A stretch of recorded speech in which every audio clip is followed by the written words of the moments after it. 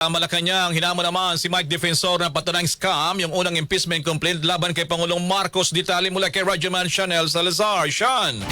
RMN Live Report! Hinamo ng Malacanang si dating Congressman Mike Defensor na patunayan ang paratang nito na isang scam ang impeachment complaint na inihain laban kay Pangulong Ferdinand Marcos Jr.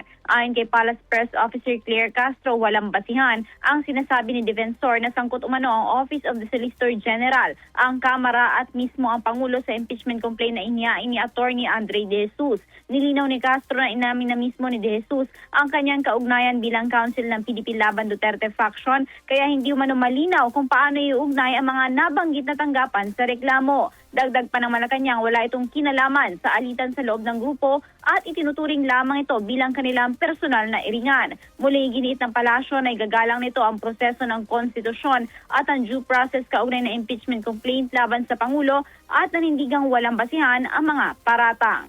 Kasama mo sa DZXL RMN Manila, Radyoman Chanel Salazar, Tatak RMN.